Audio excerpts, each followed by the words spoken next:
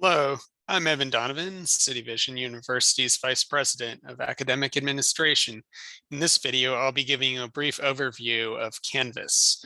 Canvas is the learning management system in which you'll be taking your courses. If you're watching this video from our new student orientation, you are in Canvas right now. Canvas has a lot of helpful videos and documentation, which we've linked from our new student orientation course and also from our website. Before you watch those though, we wanted to give you in this video a quick summary on the main things that you'd be doing in Canvas. This way you can see how they all fit together inside our courses. First, I wanted to show you that you can log into Canvas straight from the homepage of the cityvision.edu website. You can do this by clicking Login or Course Login from the menu in the upper right-hand side of the page. So either this link or this link. So I'll click on this link, and then once you've done that, you can put in the username and also the password that you set when you were first accepted as a City Vision student. And you set that password and clicking on a link in the email that we sent you. So I'll click login. Then after I'm logged in, you'll be taken to the Canvas dashboard. This is going to list all the courses in which you're enrolled. So for you, it'll obviously be a lot less courses than this. This was just the test student here. So I'm going to go to this course, which is my example course. I click on that and it takes me to the home tab. From the home tab, I can go and I can see there's always going to be 8 weeks worth of lessons for each course. In each of those, you can see the course materials for that particular week. The first week has a course introduction, which has information that is important throughout the course, like the syllabus, any course resources like a YouTube playlist, maybe a final project template, our writing format and forum requirements, how to get help and support, and information on any Zoom meetings that you might be needing to do throughout the course, which are often in weeks 2 and 6 around there. Then in each of the weeks of the course, including week 1, there's lesson outcomes, which is just what you'll be learning in that week and what assignments are associated with that. The lesson materials is what you'll be reading from if there's a textbook, and also websites, and then also what you'd be watching and potentially listening to from the week. So this one in week 2 is a more typical example of what it might look like. Some outcomes on what it is, the reading and watching, a discussion, an assignment, and in which you'd be uploading a file, and then a live session. You can also, from over here on the left-hand side, it may be useful when you're first starting the course to go to the syllabus, and this gives information on how to contact the instructor, what the course is about, and what the outcomes are. What are the goals of the course as a whole? This is very important, what the textbooks are. Again, the writing format, and this is just some of our other policies that you may want to be aware of. And then finally at the bottom, the list of all the assignments in the course and when they're due. So that's the syllabus, and that's an important thing. Now, one of the main things that you would be doing in Canvas is submitting assignments. There's 2 different ways in which you can do that. You can either click on an assignment name from here. So for example, I could go down to week 3. I could see whether I've submitted this one.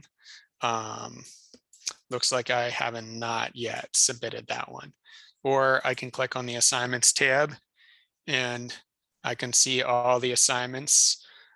This shows the discussions as well. The discussions are a type of assignment since they're graded. And from there, you can see it'll say available for any ones you can already submit. It'll also say not available if there's any ones that are due later that you can't submit yet. So again, to show how to upload a file for assignment, I'm going to do that for this week 3, assignment 1. Um, there's what's called a rubric here. That's the expectations for the assignment that the professor is going to grade you on. So I scroll down below that, and then I'm going to click to pick a file to upload. And then I could pick a particular file from my system to upload that. And then I click this checkbox, and then I would hit submit assignment. And then that is going to go off to the instructor, and you get this little animation, and then it'll show up down there a copy of what you submitted. And then if something went wrong, if you need to submit again, you could hit try again. So that's how assignments are. Another major thing, as I was showing before on the home tab, we have discussions every week. That's where you get to interact with other students as well as with your instructor. There's an introduction discussion nearly always within the first week, and then there's more topical discussions in the later weeks. So if you go into a discussion, and if you see other people have already replied, then you can reply to what they've said just by typing something and then clicking post reply after you've clicked reply on what they said there. And then that'll go down there at the bottom. Now, the other way you can get into a discussion is by clicking on discussions on the side. This is similar to the assignments one, except it just does discussions. And so this is a discussion that, since there's no numbers here, I can see nobody has posted in it, but it says available. So I can go in here and I can post in it. And it's important to note that both for assignments and discussions, you can only start seeing that, you can only start posting that once we've gotten to the week of the course in which that is. That's so everyone's tracking together, the professor's able to give the feedback at that time, and for the discussions, your peers can give the information that time as well. Each discussion has requirements. You're going to write a 400-word initial post and submit that by Thursday, so that then by Sunday, you can post 2 replies of 200 words total to other students. That's just so we can have the dialogue in those discussions. So to make your initial post, you can click reply, you can type in there, and then if you need to put an attachment, sometimes there'll be file attachments on these as well. Just if there was something in the question saying that you need to do that. And then you can hit post reply, and that'll be added to that discussion. And then there's also, in some courses, exams, which you could see from the week in which they are. And you can also see them from this on the home tab. You could get there, and you could also see them from in the quizzes tab. The ones that are graded assignments, you can go and you could click on it, and then you can click take the quiz. Now, the instructions on some of them will say that they need a proctor. The ones where they need a proctor, there's going to be a link that explains the proctor requirements and how that works.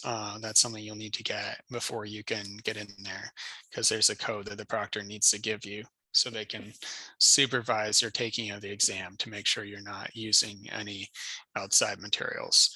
And we'll discuss those proctor requirements in detail in the new student orientation course. Now, additionally, at the end of each course, there's a course evaluation survey, and this isn't available to you at the start. It only becomes available in week 7 of the course, so that you've had a chance to take the course first. And please be honest in your feedback on that. It's completely anonymous, and we use all that feedback just so we can help improve the course and know how the instructor's done as well. Now, going back a moment to the home tab, I wanted to show you more specifically on this help and support. this is where it explains who to contact if you have different kinds of questions while you're taking courses with us. If you have technical questions or if there's broken links in the course, you want to contact our Director of Student Services, you can email her at support@cityvision.edu, or you can call 816-708-0794 during normal business hours, typically around 9 to 5 Central Time. The other means is by clicking this chat button. This is on our website, and it's also right here within Canvas. You can put in your name, your email, and then you can start chatting and you can put in a question that way as well. Now, if you have questions about your grades on assignments or course content, those would be what we call academic questions. So for those, you want to contact your professor and you want to do that privately. If you didn't know your professor's name, you could click on the People tab for the course and you look and you see which person it says the role as teacher, and that would be one of the instructors for the course. Now, there might be multiple professors for the course, so you want to make sure if you're asking questions to contact the one who's been grading your assignments. Then, if you want to actually go in and contact them, you're going to go to this far left menu, which is something called the inbox. This is basically like email, but it's within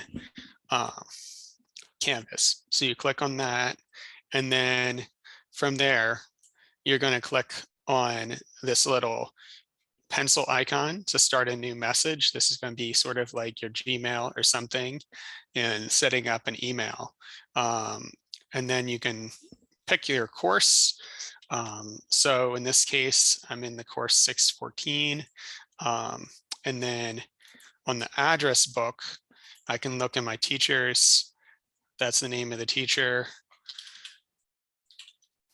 I can give an example message there and I can just hit send.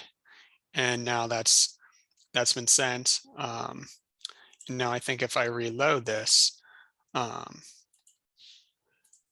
I go to the sent, I can see here. So the test message that was sent.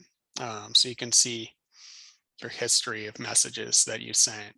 And when your instructor replies, that reply would show up here as well. And you can also see that in the unread section or in the inbox section. You could see any conversations where the person has replied to you. There's more information on how to use the inbox in the new student orientation course. It's also worth stating that those emails in inbox by default, Canvas will send those to your actual email that's set up in your profile. But you can change that in your notification settings if you don't want those to be forwarded on to your email. Now, another thing that I wanted to show you is how you can see your course grades. So when you're in the course, you can click on this grades tab on the left-hand side.